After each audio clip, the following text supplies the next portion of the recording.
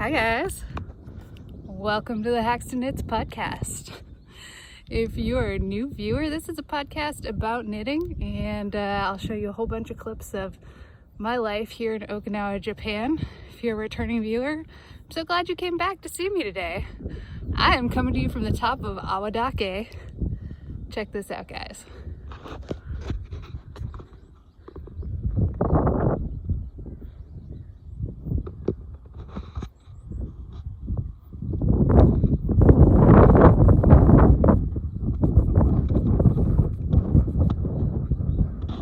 Oh yeah, I tried this hike about 2 weeks ago and the weather was terrible and it chased me away. So I'm super excited to get up here on a beautiful day. It's like 65 degrees, the sun is out, it's perfect. I'm for sure not doing the whole podcast up here though. Let's send you back to the studio. And thanks to the magic of television, we're back at the Haxton Knits studio. I'm glad you're here with me today. That video I took about a week ago. The weather was good. I intended to get a podcast up right away after that, but I got sick, as it is around this time of year. Everyone is sharing their sniffles and colds and goodness. So here I am a week later than I planned to be, but that's okay. Taco, as always, is here to join us and generally annoy me and drive me crazy while I try to talk to a camera. In the glass today is Orion. So this is not pronounced Orion. This is the local Okinawan beer. Brewed right here, so super duper fresh, light beer. I think about 80% of it gets consumed on island, which means only 20% makes it out into the rest of the world to try. It's a good beer. It's easy to drink. It's good for this weather. I suspect that 80% of it gets consumed on island because of the large amount of US service members here. So healthy appetites for beer. And I am drinking it in my Morimoto Soba Ale glass. This was an old Rogue bottle that somebody turned into a glass. I purchased it at a beer festival when I was in Tampa, Florida a few years ago. Thought it was an appropriate glass for my local Okinawan beer. So, finished objects today. I am wearing it. This is, I was calling it the two-piece shawl, but I have renamed it the Root, and I'll tell you a little bit more about that. Here we go, we'll hold you up. So this is the Root shawl.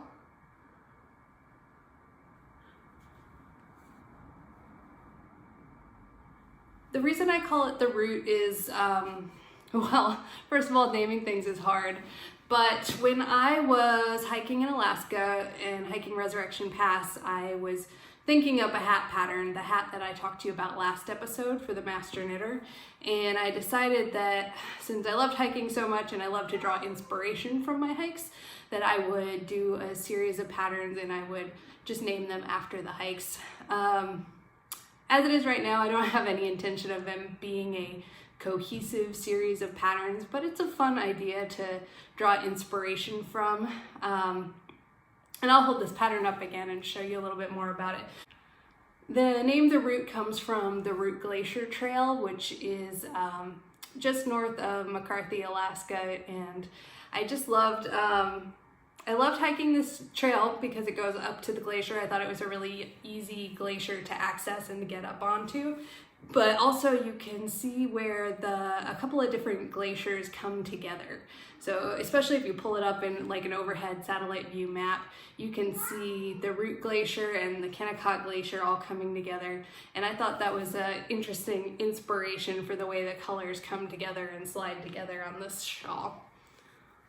Here we go. So, I am going to write this up as a pattern, and I am going to look for test knitters if people are interested in test knitting this shawl. It is knit in two pieces and seamed up the middle, which I know sounds crazy, hear me out. This shawl is, at its essence, a very simple shawl. It is stockinette stitch, it's made with worsted weight yarn, and it is a very simple triangular shawl, so there's not fancy shaping or anything going on. but I used that simple pattern to build on so that you could practice new skills or try something out that maybe you've never done before. And in this case, I was experimenting with this sort of color work.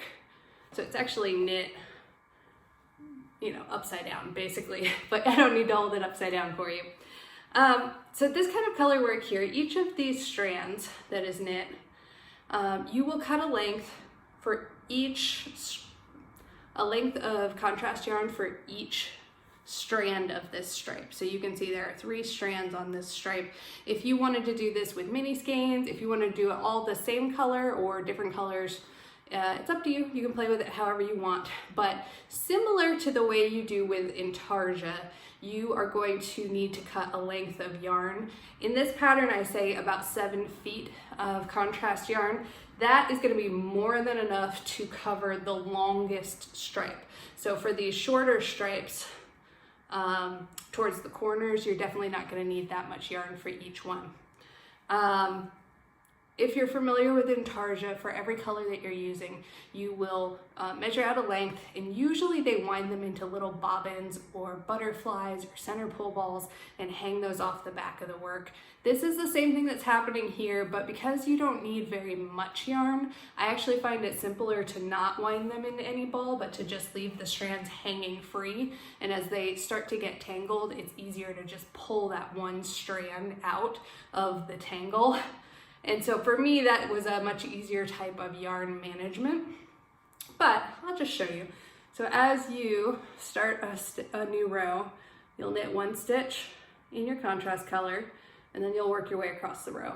And then on the return row, that stitch is just moving 1 stitch each row. So it's like a diagonal progression. And as a result, you don't have to interlock your yarn the way you do with intarsia. So you don't have to twist or lock the yarns together, which contributes to the awful tangle of yarn you get when you do intarsia. So this is a technique that I like. I like to use it. Obviously, it's limited in what you can do with it. So like you can't do intarsia patterns with it. You can only do diagonally moving lines, but that's okay. I like it. So you have the opportunity with this shawl to try a new type of color work you've never done before. I knit it in 2 separate pieces so that you wouldn't have so many balls of yarn hanging off as you're knitting, which means you also get the opportunity to do some seaming. Maybe you haven't done that before. Maybe seaming is new to you.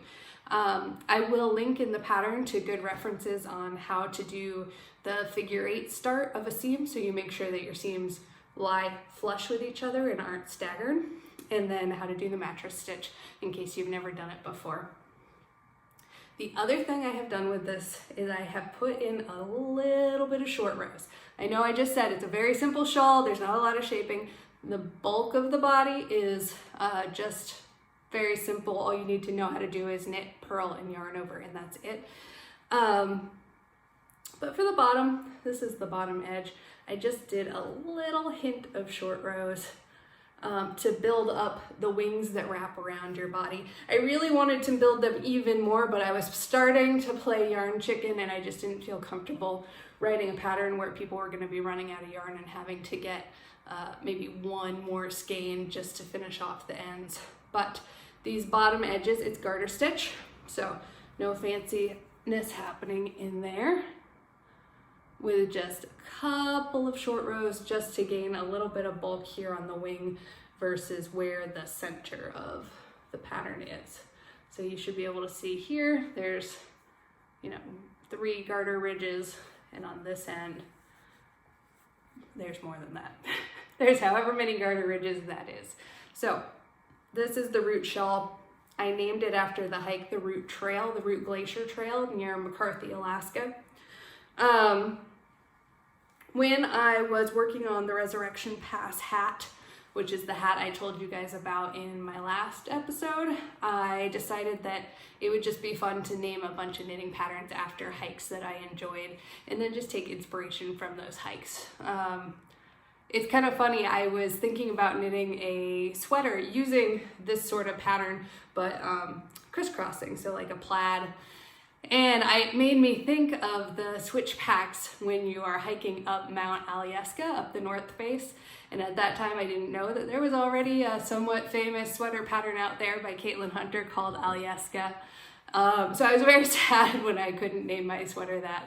So now I'll have to think of another hike that had a lot of switch packs that I can name that sweater after.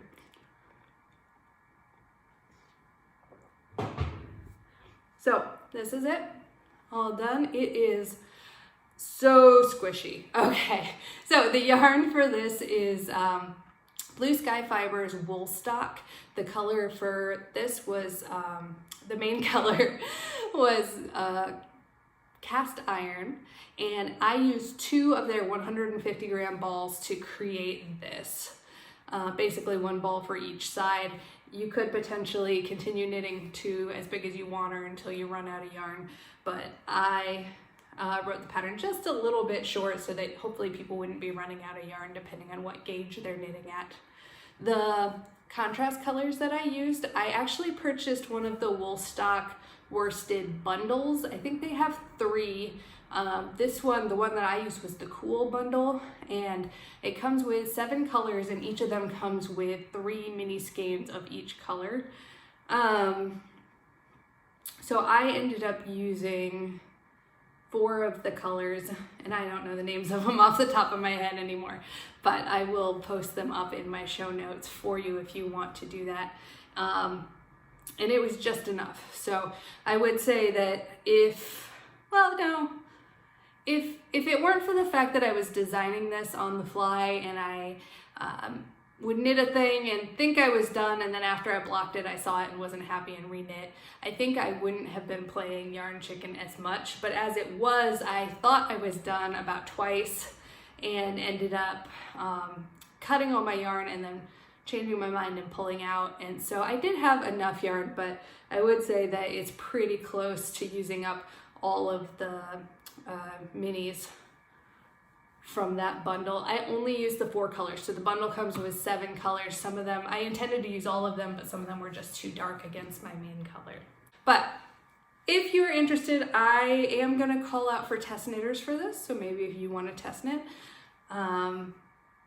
get in touch with me. So if you are interested in test knitting this pattern, I am Haxton Knits on Ravelry. That would be the best way to get in touch with me, is to send me a message through there. Otherwise, you can reach me by leaving a comment below in YouTube or in Instagram. I'm Haxton Knits at Instagram also. Moving on to my works in progress. I feel like I don't have a lot to show you, even though I did a lot of knitting this week. I think the issue is that I'm kind of knitting on a lot of projects at once, so even though I was knitting what felt like constantly, the progress is minimal, spread out across all the projects. But I did get some work done on this. So this is the Victorian Raffia pattern that I showed you last week. The yarn is Kauni Effectgarn. I want to show you the yarn because it's beautiful. So here are the yarns for this pattern. Like I said last week, these are not your soft, fluffy, soft, squishy yarns, but they are woolly and woolen spun and perfect for color work knitting, especially with the way they have such slow color work, color changes. I'm really digging the way the contrast is changing on this. So you're going from areas of really high contrast to kind of lower contrast. And I think that's just interesting. It makes the pattern kind of like, I don't know, like mystical or whimsical. Like you can't quite catch the pattern, but you can see there's a really cool pattern going on there. And I imagine with it wrapped around my neck, it would be kind of the same way.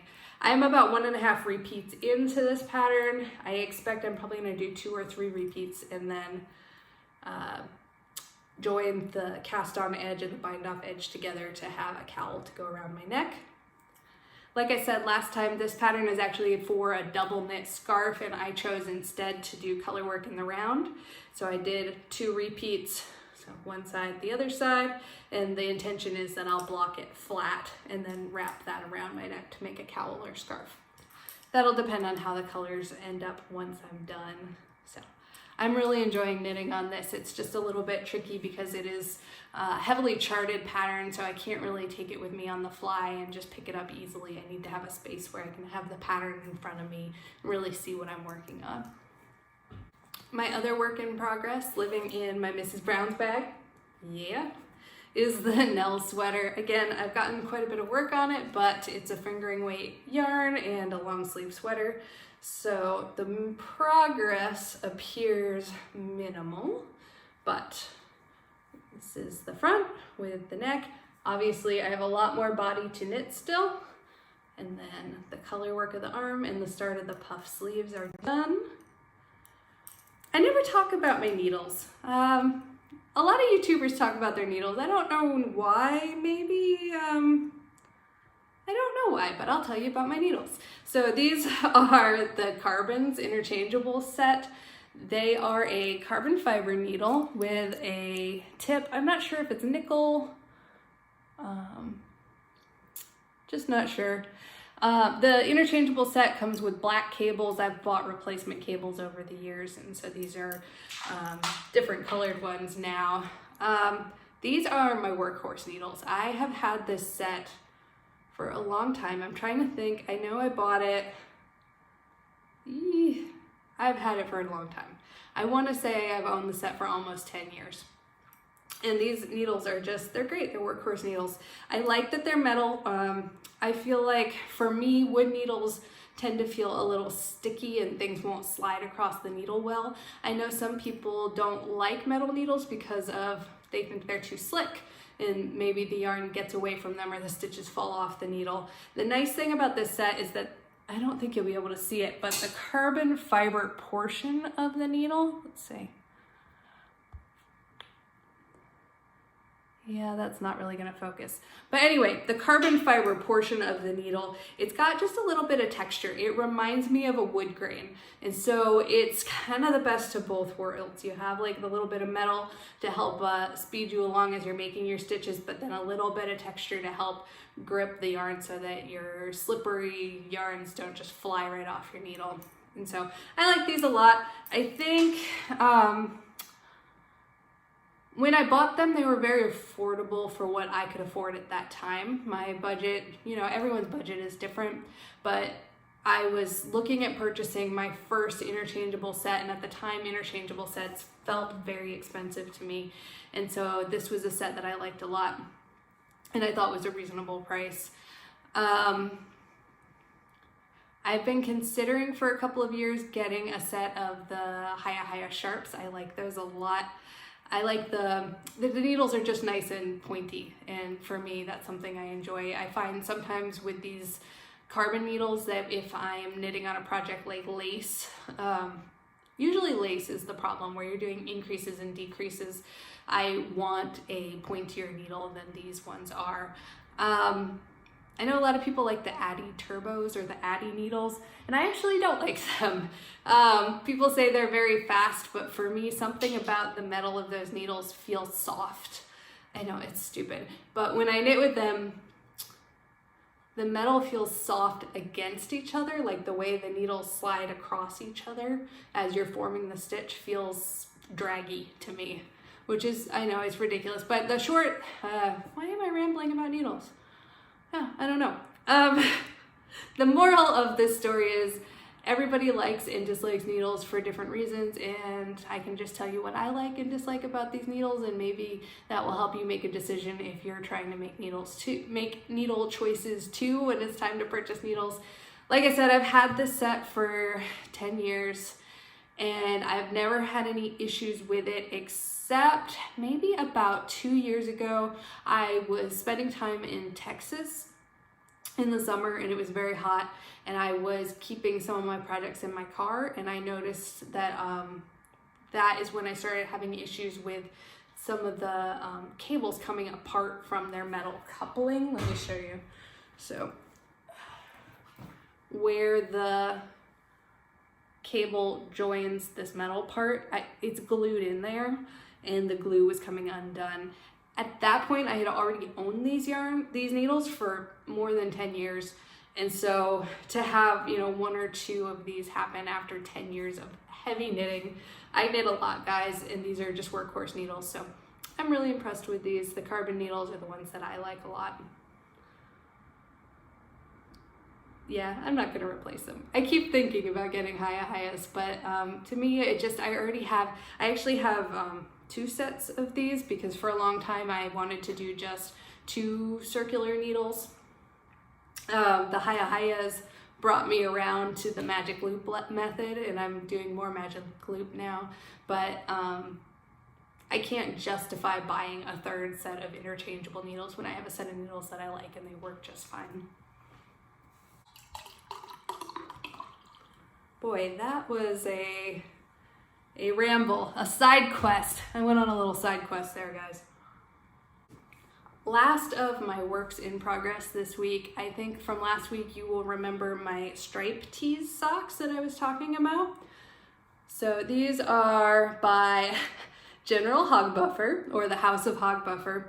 If you have not gone to look up this designer on Ravelry, you need to, because his socks are amazing. Please don't. Okay, I feel like I picked 2 of his strangest socks, but I'll put up some of his patterns on here because I am just really smitten with several of his sock patterns and I really want to knit some more of those. The problem that I'm having right now is that the entirety of my sock stash is yarn like this, where it's lots of colors, lots of speckles, lots of variegation, and a lot of his patterns are using solid colors and color work.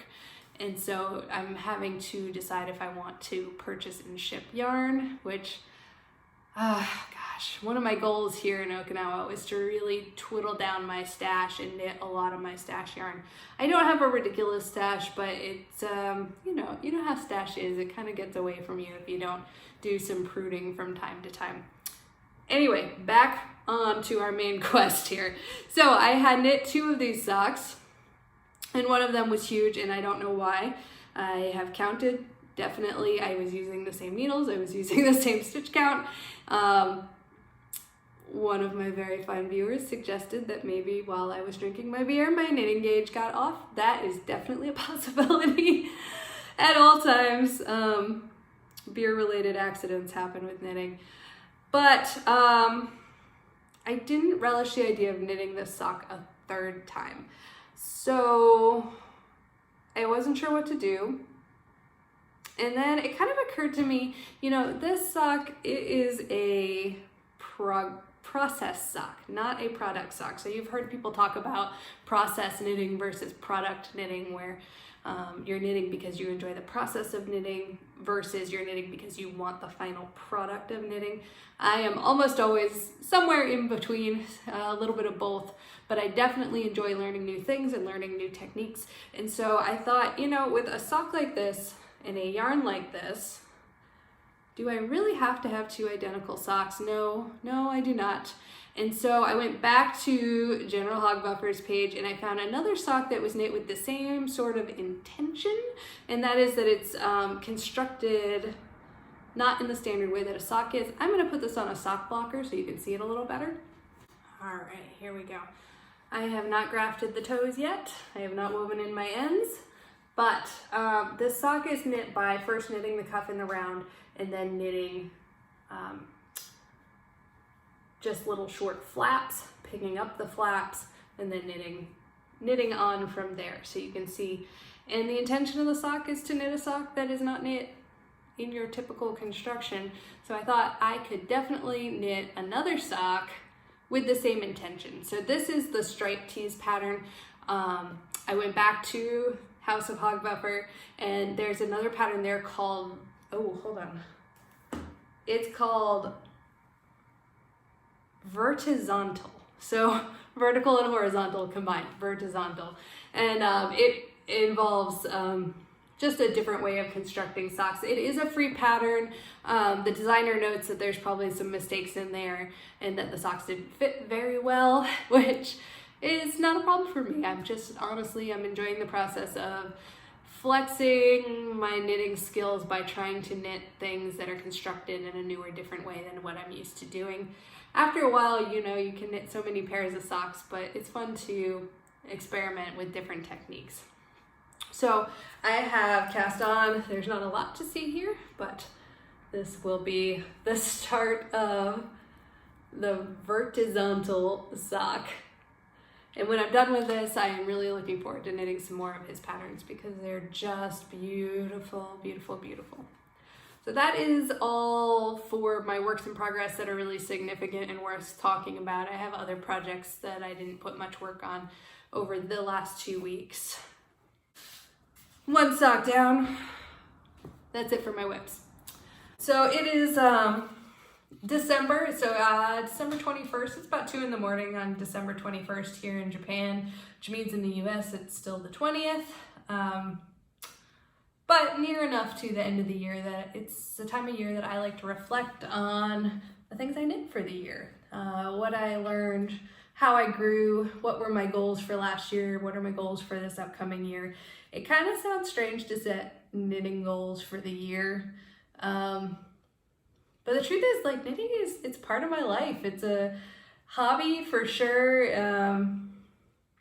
Something that I hope to someday be a career once I have retired from my current career. Yeah, so, you know, it's part of my life and it's worthwhile to reflect on your goals for the year. And so I just wanted to kind of show you some of the projects I worked on over 2019, some of my goals and some of the things I accomplished and learned about. For the year 2019, one of my goals was to knit more practical things. So when I first started knitting, I was just enamored, just, you know, totally addicted, wanted to knit all the time. And one of the problems I was having was that I was just knitting for the sake of knitting, and I was ending up with a lot of things that I didn't really need. Even when you live in a cold weather climate, there are really only so many pairs of mittens you need, only so many hats, so many scarves, and there's only so many you can give away as gifts. And one of the things that I originally did was start spinning with the hopes of slowing down my knitting, and then really working more on my techniques, and if I wasn't happy with something, taking it out and not being afraid to take it out and really put the time and effort in to have finished products that I'm proud about. I'm not in a rush when I knit. I'm willing to take the time to get it right and do it the way I really want to do it, and I'm not afraid to frog out a sock if the gauge is wrong. But practical knits were a goal for this year. And one of the things was, of course, my change over to warm weather. So I was trying to knit more short sleeve items as opposed to sweaters, which gave me the opportunity to experiment with fibers I've never used before. Like I said, I've never used hemp or linen, silk, things like that. Cotton too. I've always thought of cotton as, like, you know, the heavy crafting cotton. You know what I'm talking about, like the thing you make your washcloths with and stuff like that. And so to reach out to brands and look for types of cotton that I like was interesting. Speaking of cotton, one of the brands that I really like is Juniper Moon Farms. They have a brushed cotton. They have a couple of different types of cotton. I'm actually really impressed with this brand. It was I think like the main brand that I was seeing up in Alaska at Far North Yarn Company. But they have a lot of different bases with different fibers and a lot of different construction techniques, whether it's, you know, plied or woven or blown or chainette or whatever. Just a company that I like a lot. So if you're thinking about checking out a yarn company, Juniper Moon Farms is one of those. One of my other goals was to try to knit more bottoms. So tops, bottoms, not like butts. Because, you know, I wanted more handcrafted things in my own wardrobe for me to wear, and I knit a lot of sweaters when I was living up north, and not very many pants or shorts or skirts. And I'm not a seamstress. I have sewn a couple of things. I own a sewing machine, but I didn't really want to be sewing my clothes. I want to be knitting. I just like to knit. And so I did do a couple of things. I did the Dixon skirt. I think this is I will put a picture of the pattern and designer up. Nora Gahn is the designer for that, and I did that in the cotton yarn that I was talking about from Juniper Moon Farms, and I like that skirt a lot. I did sew some elastic into the waistband to make it stay up a little bit better, and I keep thinking about going back and knitting one in alpaca because that's what the pattern calls for.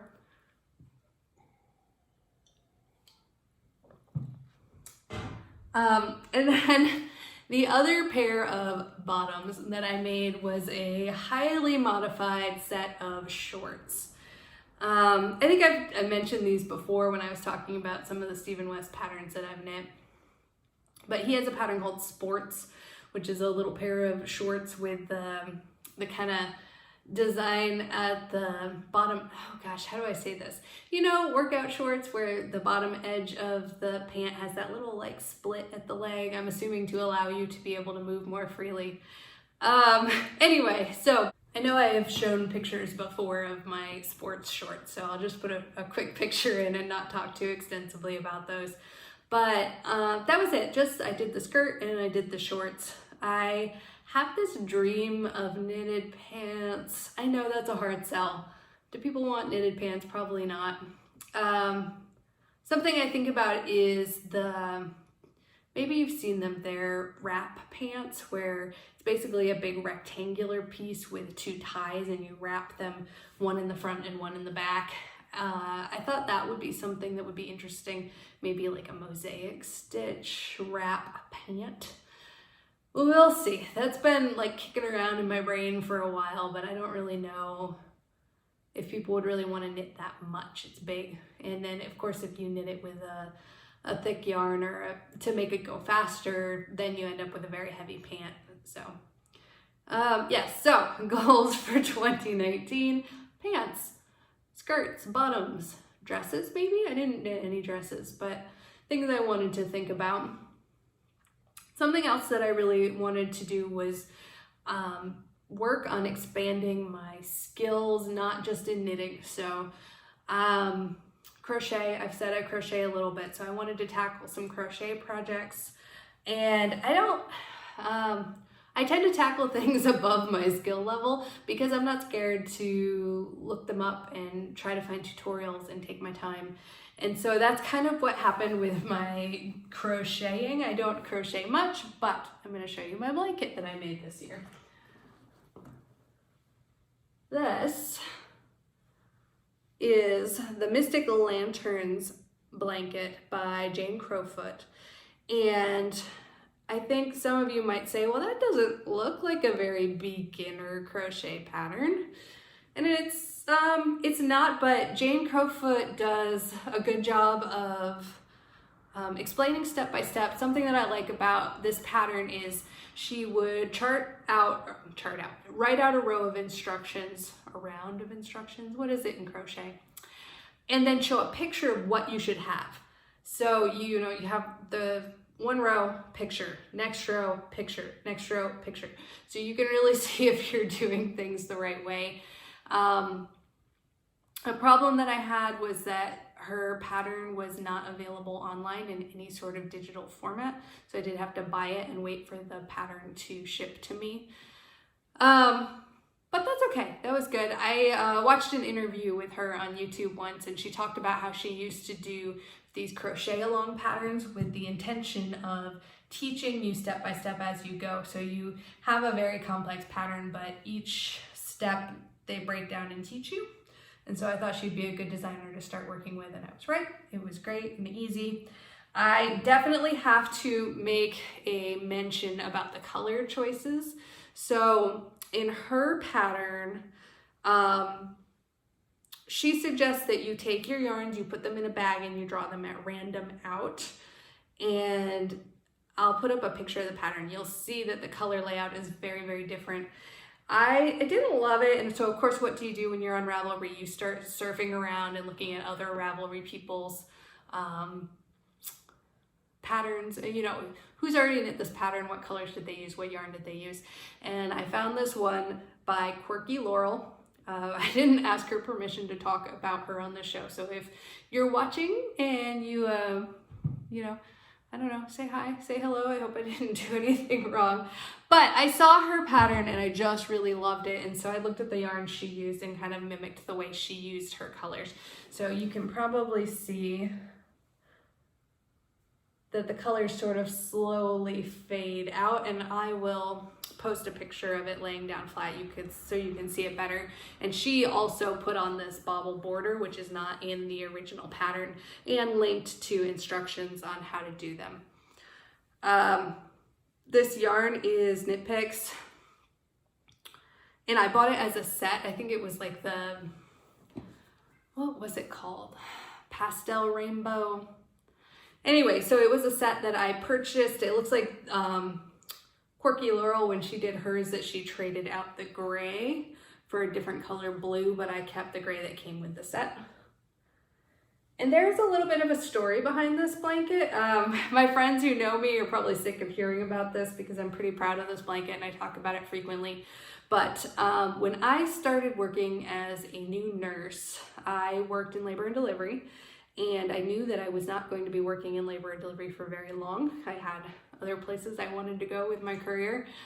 And so something I wanted to do was keep track of all the babies I delivered. So as a labor and delivery nurse, you don't deliver the baby. You labor with the mom and you're there with her, and then you call the doctor to deliver the baby. But I counted every baby that was born where it was my patient and I was physically there for the birth. So I could just kind of remember how many little lives I brought into the world or helped bring into the world.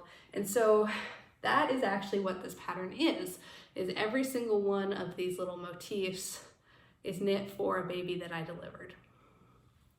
And now that I don't work in labor and delivery anymore, it's just this nice thing that I can look back at and say, oh man, I brought a lot of little lives into the world. I made a couple of special motifs on here. So if you look here, a few of these have flowers on them. So the normal one is just a oblong, and then my special ones have little flowers. And these ones have meaning. So these ones with little flowers on them. The gold ones are babies that I delivered before the doctor could get in the room. Either mom came in and just shot out a baby and there was nothing you could do. You can't get the doctor in the room in time. They're the ones that I delivered myself. So those were special to me, of course. And then these two specific babies, the pink flowers were for babies that I know, were it not for having skilled medical intervention, these babies wouldn't have survived. So I always get a little goosebumps when I talk about that. But the truth is that some babies cannot be born without some help. And if it weren't for a medical team there to help that baby when it was born, they wouldn't survive. And so there were definitely just a couple of babies that really stuck in my mind that I remember taking care of, and just the sense of pride when you saw them discharged healthy from the hospital. And then the last two they're gray and purple flowers, and these are for the fetal demises. So it happens that sometimes babies don't survive. You're far along into your pregnancy that is not considered a miscarriage, and the baby passes away. You come in for an appointment and there's no heartbeat, and you have to come to labor and delivery and deliver that baby. And of course, those are always going to stick with me. Obviously, the women who this happened to, obviously it's devastating for them too, but it does touch the nursing staff and the doctors that take care of you also.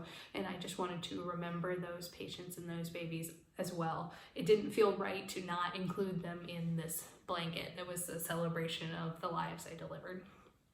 So this is my blanket. I call it the baby blanket, but it's the Mystic Lanterns pattern by Jane Crowfoot with color inspiration by QuirkyLaurel.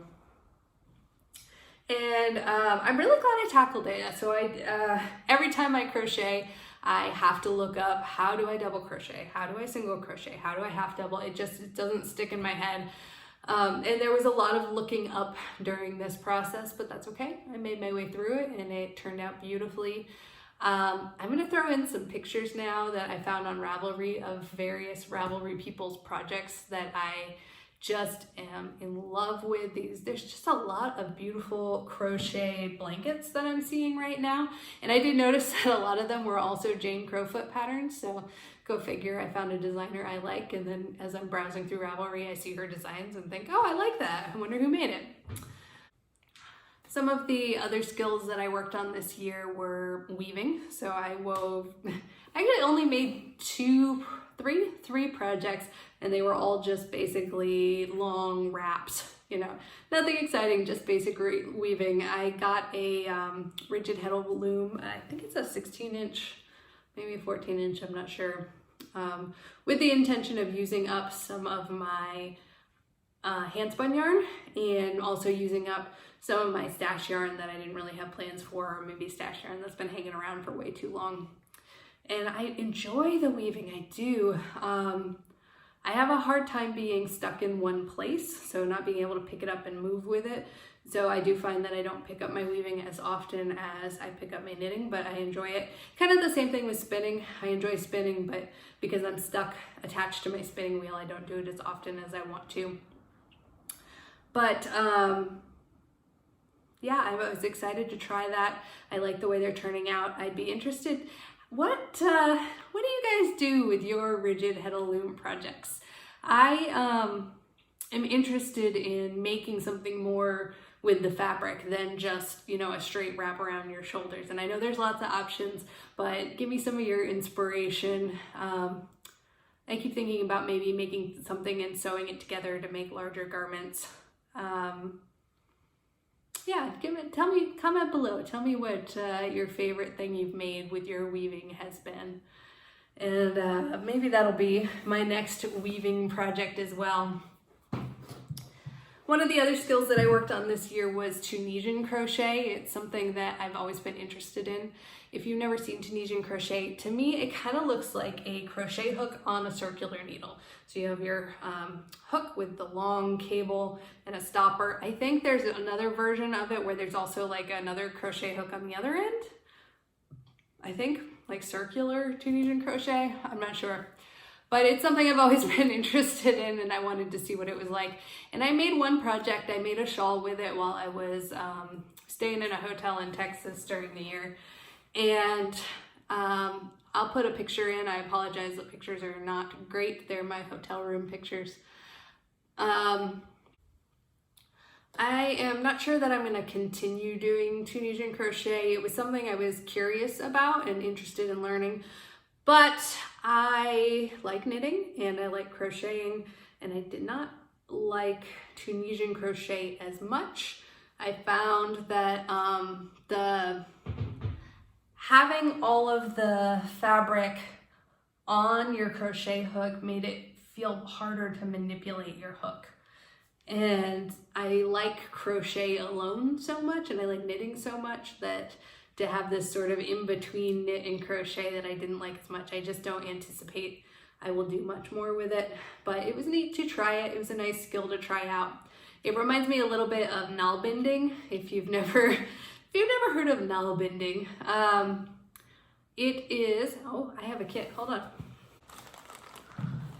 Nell binding. Last week I talked a little bit about Richard Rutt in his History of Knitting book, and in his book he talks about how it would be reasonable to postulate that knitting evolved from Nell binding. It's not, you can't prove it, but some of the earliest artifacts that were thought to be knitting, once they were investigated further, turned out to be Nell binding. And the reason you can tell is because Nell binding works from the end of the yarn. So with knitting, you're taking little bites of yarn and working as you go.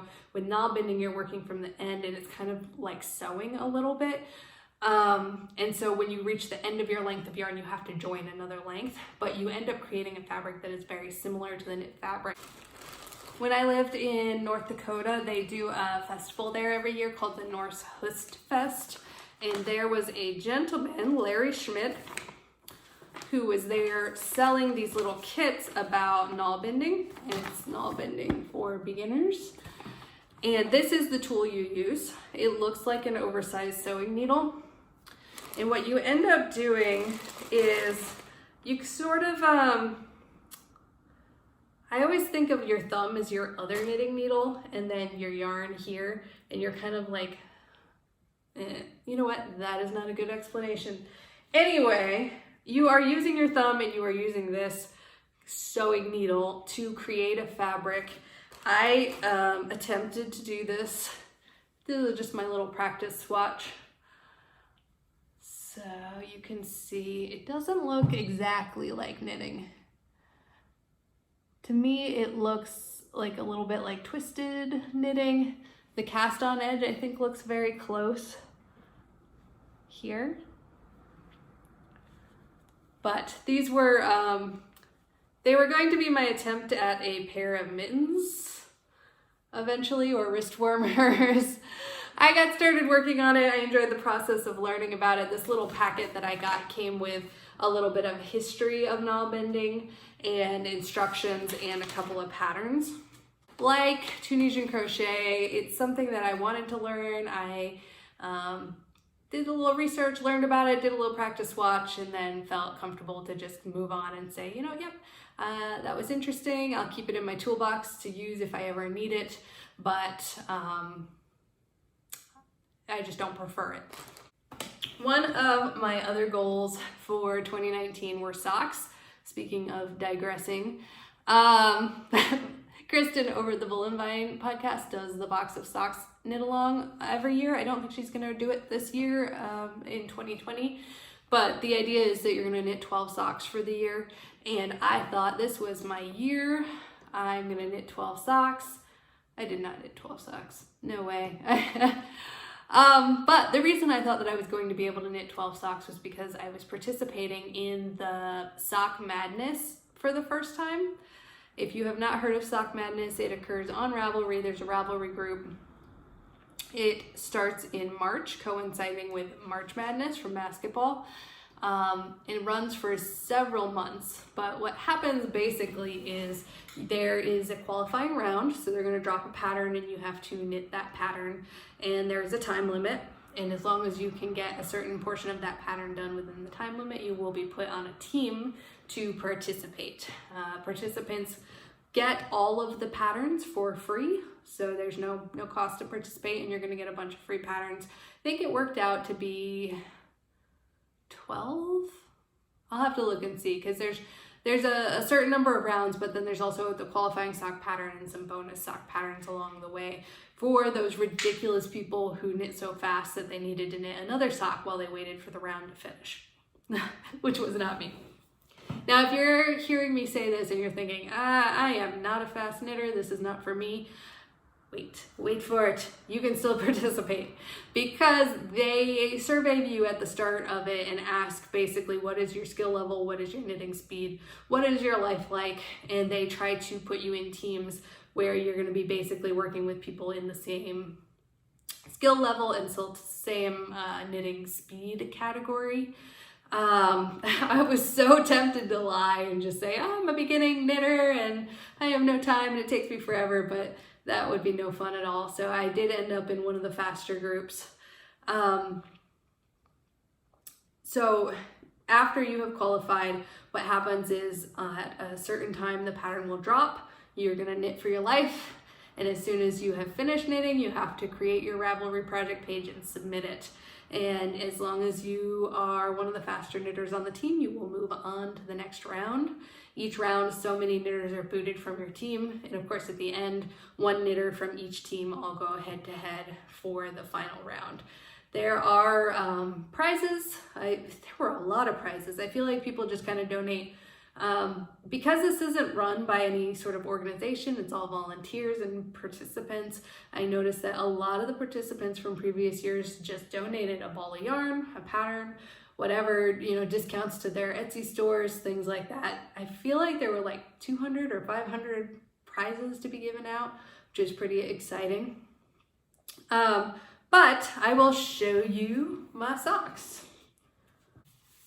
One of the things about Sock Madness is that none of the socks are very straightforward. You're not going to find just a plain vanilla sock. It seems like almost all of them have some sort of twist in construction or maybe a unique stitch pattern or something like that.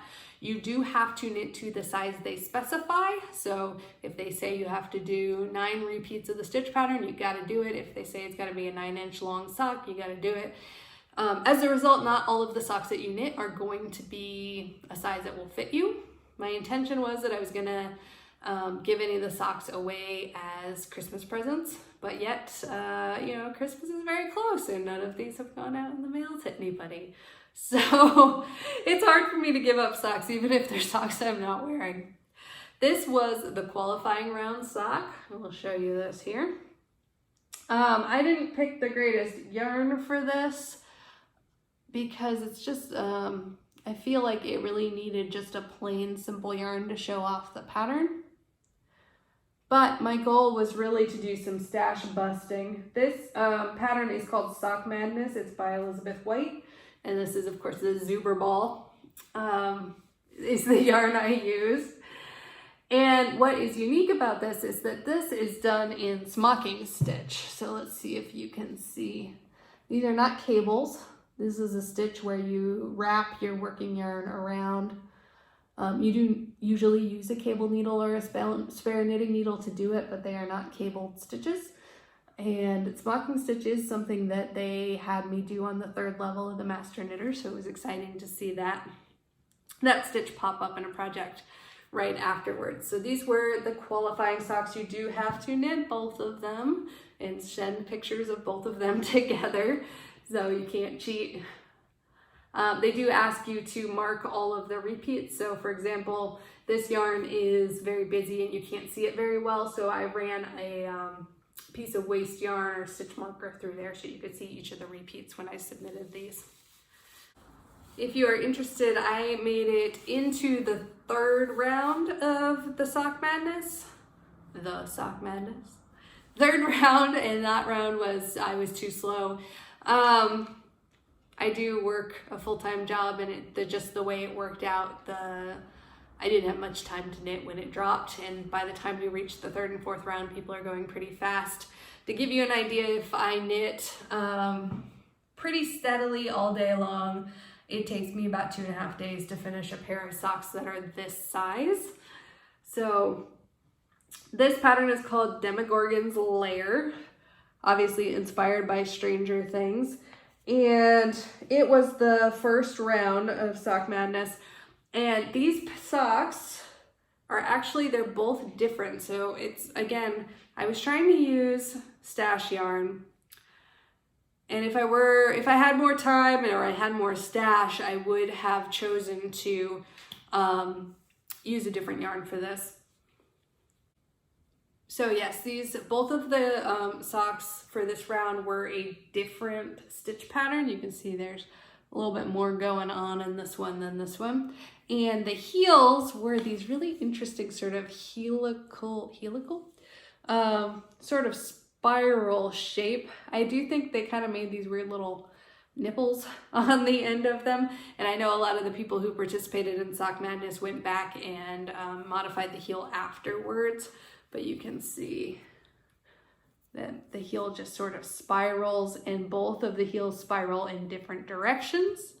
I know this because I had submitted the socks as done, and they made me go back and fix the heel because I didn't realize that the first time around that they spun in opposite directions from each other.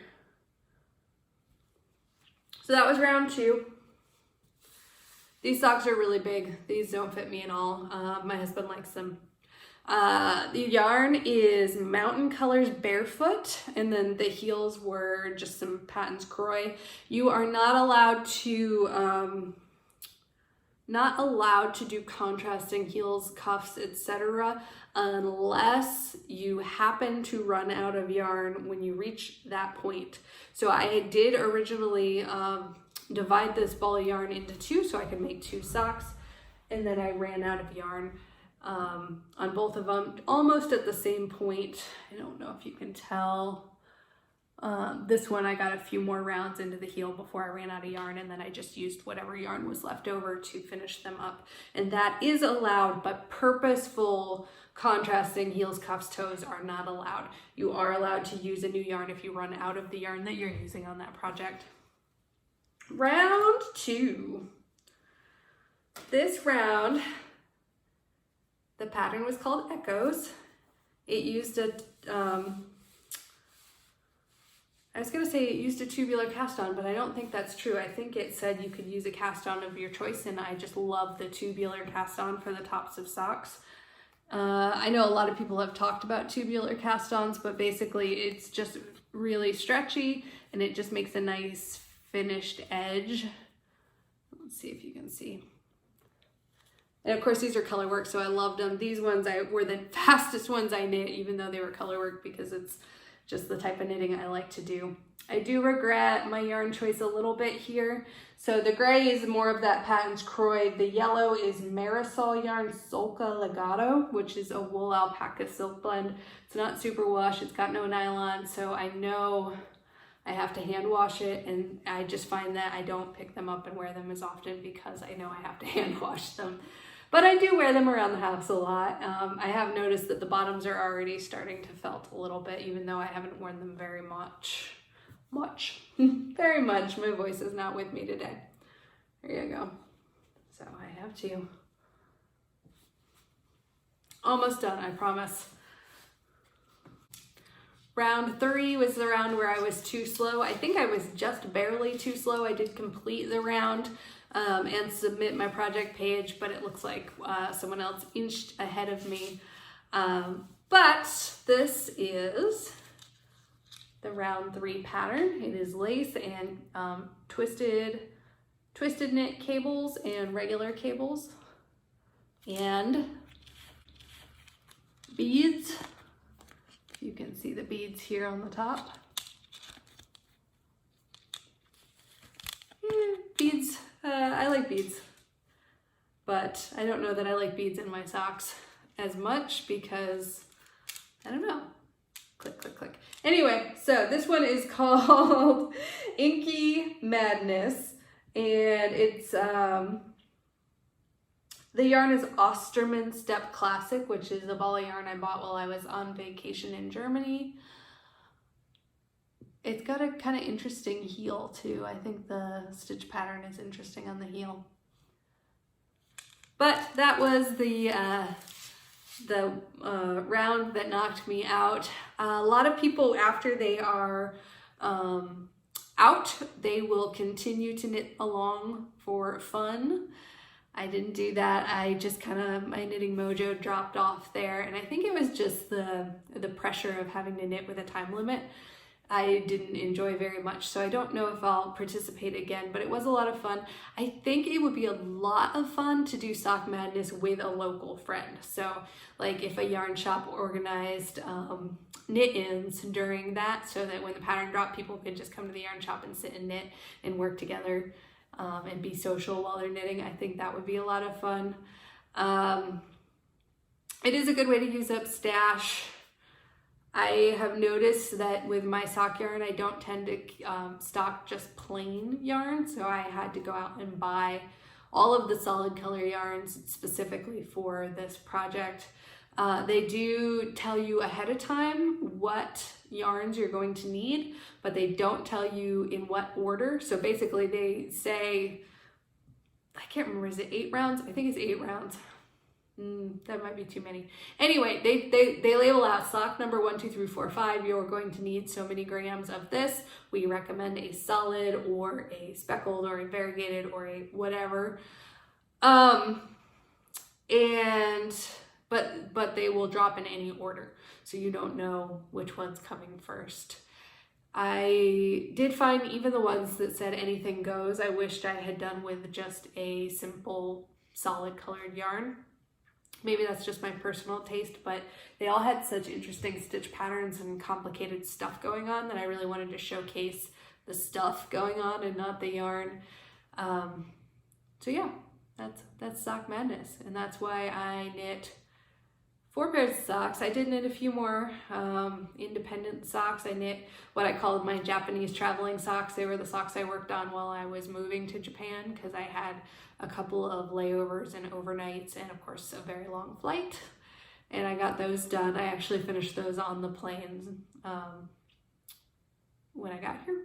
And I did also the vanilla is the new black sock, and I knit a couple of those. I think some of those roll into 2018 though, but I definitely did the fire pit sock with my lemonade shop yarn that I showed you before.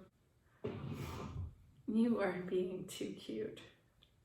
In case you're wondering, I have a cat in my lap being warm and sweet, and that's why I'm getting tired. We're almost done. I have an hour of recording. Definitely gonna edit this video down so it's not gonna be an hour when you get it. Goals for 2020. What are your goals for 2020 knitting? I have a goal of using more of my stash yarn, which I've said a lot of years in a row I've said, but because of where I live and the availability of yarn, a lot of times I have to order yarn and ship it if I want to use a specific yarn. And so I don't really like the idea of that. I don't like having to ship things from far away. I prefer to buy locally. And I thought that would be a really good opportunity to use the yarns that I have in my stash already. But one of my other goals is definitely to continue to work on my design. So I would like to write patterns and design patterns, and I find that here in Okinawa, working night shift, I have a lot of time to work on those. Of course, I am a new designer, new to writing patterns, and it has all of its, you know, it's hard to find your voice as a designer. You say, what do you want your brand to be, your designs to be? And something that I think is important to me is to have more information than just the standard pattern to put in a magazine. We're in a digital era where we can independently publish all of our own patterns. So you have space, you have no limit to how much space you use. So there's no reason to write these very short patterns. And that's something I want. I want to add all of those details in on tips and tricks to make this look better. The different cast-ons, the different bind-offs, the different techniques. But how do you do that? How do you balance that without being too wordy?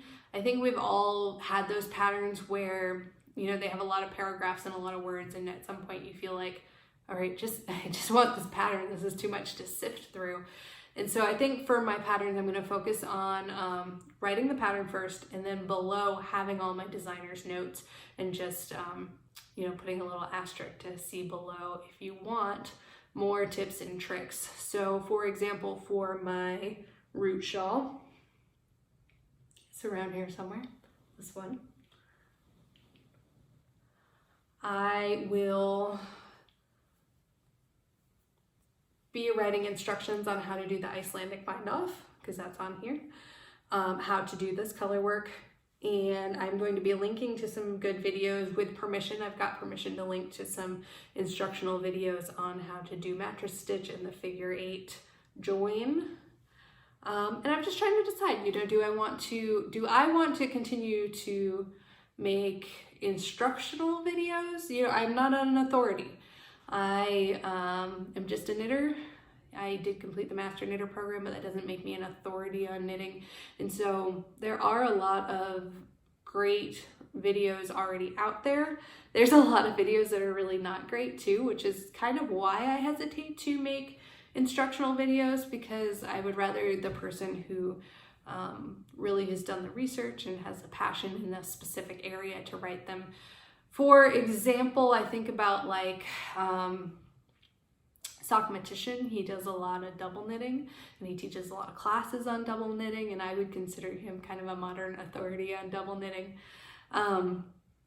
Same thing with the authors of my Victorian Raffia pattern that I'm working on.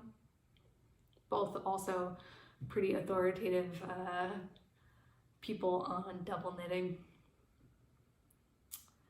But yeah, so that's what I'm kind of leaning towards is, as a designer, how do I provide the amount of information I need? Sometimes words aren't enough, you know, sometimes video works better. So I would like to collaborate with other people to link to their videos and their instructions on how to do specific techniques, and provide patterns where you don't necessarily have to already have the skills to do it or have to go independently searching for them. I do encourage that. I think there's a lot of resources out there and you shouldn't be afraid to go find references, go look up how to do things you don't know how to do. But it would be nice to already have you pointed in the right direction. So that's something I want to work on. Writing instructions so that it's not too wordy, but you can learn along the way. And I definitely enjoy using different techniques. I do enjoy taking my time and doing things right. I've been thinking about doing some patterns that use some embroidery too, to just add extra details. I specifically have been thinking about yoke sweaters. So I was inspired by a sweater I saw on Ravelry recently, and I'll pop a picture in here, and it has this beautiful yoke. And something that's so striking about it is the sort of longer and shorter sections of color work on the front. And if you do color work, you know that you have floats in the back. And when you reach those longer sections, you have to make a decision. Do you want to sort of catch that float and tuck it in, which may be seen on the front side? Or do you want to just let it float behind, and then there's a potential that, you know, your hands get caught in it, your fingers get caught in it, it gets snagged. Maybe you don't float it loose enough, and so then you end up with tension issues. And so I was thinking about that and how interesting it would be to do a yoke sweater and then come in afterwards and embroider in or duplicate stitch in some of those extra things. So those are just things I've been thinking about and goals for the next year to continue designing. One of the things I definitely want to do is work on sweater design and grading sweaters. I think that's interesting. This is a book that I find interesting. If you're interested in sweater patterns in different sizes, this is Top-Down Sweaters by Ann Budd. And what's interesting about this book is you pick the style you want to do. So they have raglan, set-in sleeves, yokes, saddle shoulders, etc., etc. You knit your gauge swatch, and then based on your swatch, it has all the numbers and math worked out already. So for example, it will say cast on and then a number of stitches, and the chart has your gauge and then your sizes. The sizes on this range from a 36-inch bust to a 54-inch bust, and of course based on how much positive or negative ease your pattern intends, that, you know, those are the ranges you have. But I think it's a very useful book for starting to dip my toes into working with sweaters of different grades. Something that I found when I started trying to grade sweaters for the first time was that there's a lot of instructions out there about bust size and ease size and stuff like that, but there weren't a lot of instructions about the nitty-gritty things that change as sizes change. For me specifically, things like armholes, you know, as you get larger and smaller, the armhole depth, but also height changes. And, you know, how much does that change? You know, I know that you may need a bigger or smaller here, but what about the length of your arm as you go up and down in sizes? What's standard?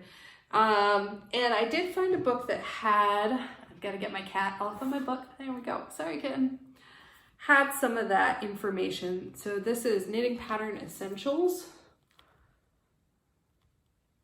And I enjoyed reading this book because it talks very specifically about some of these things, about, you know, how your crossback changes with set-in sleeves for small versus extra large patterns and things like that. So it's a pattern book to check out. I don't think, someone must have recommended this to me, because I feel like if someone showed me a book called Knitting Pattern Essentials, I'd probably overlook it. I'd be like, oh, I know how to read a pattern. I don't need that. But this is definitely about writing patterns. And so I think that is a useful book. So one of my last goals for this year is something I've been thinking about a while, and that is knitted artwork. So as I have moved again and again and again over the years, I have noticed that some of the art on my walls is, it's outdated for the style that I have now. It's young stuff I acquired as a moody teenager. And now that I'm more grown up, more of an adult, I want different art on my walls. I want things that reflect me now. And the idea of knitted artwork has been in my mind. This idea came up when I was writing my history of knitting report, because I was doing a lot of research about knitting guilds and the process of becoming, you know, apprenticing with the knitting guild. And one of the projects that used to be done back in the day, man, my voice is failing me, I'm sorry guys. But one of the final projects for an apprentice knitter was a mural or a wall hanging. And I thought that was really, really interesting. And wouldn't it be neat to knit a big like painting or picture? And I of course love stranded knitting, but I feel like for a project like that, you would have to do some intarsia, maybe some stranded knitting too, maybe some embroidery or duplicate stitch or some other skill. You know, I just thought that was something very interesting, something I'd like to try. I did sort of experiment a little with this idea. So I'm going to show you this. You've probably seen this in some of my other videos. This is just a multiple picture frame. I got it at Target, but I took a bunch of my swatches and put them in there. So you can definitely tell this is my Resurrection Pass hat. This swatch came from the Master Knitter program. That one's obviously the Argyle socks from the Master Knitter program, the slip stitch. So these are swatches that I decided did not pass the test. The mosaic stitch shawl, the lace. That is a little, one of the projects for the Master Knitter program was a little wrist cuff, and so that bottom one is that wrist cuff. And I plugged them all in there. Don't look too closely at that, guys, because I didn't really know how to mount them. And a lot of them, I washed them and blocked them and then cut them exactly to size and just smushed them into the frames. And then afterwards, they've sort of sprung back to their normal shape, and you can see their edges showing in the frames. So that's something I have to work on. If you have a resource for how to mount knitted items in a picture frame or on the wall, I would be interested in that. You should comment below. I've toyed with the idea of knitting a headboard for my bed. I had an old headboard that I wanted to basically reupholster, and I thought it'd be neat to knit a headboard for it. But yeah, that's kind of my idea for 2020. Guys, this has been a long show for me. I'm not feeling great. My voice is failing, so I'm gonna call it a night tonight. I am so glad that you decided to come and join me today for episode 5. I'm as surprised as anybody that 5 episodes have happened, but I do intend to continue to podcast, and I would love to hear any of your requests for topics. I would love to teach more about some topics. If you are interested in being a test knitter for my root shawl, please reach out to me, and I'll let you know when that pattern does come up available on Ravelry if you are otherwise inclined. Thank you so much for tuning in today. As always, you can find me on Instagram and Ravelry as Haxton Knits. Please feel free to reach out. I am, don't be shy. I will answer your questions, whatever they may be. And I hope you guys have a wonderful evening. Jamata. I found a new stick, guys. This is peak 2 of Awadake. And way down there is stick 1, where I came to you earlier. And then if you look across the way, I see another stick. That over there is Katsudake, which will be my next hike.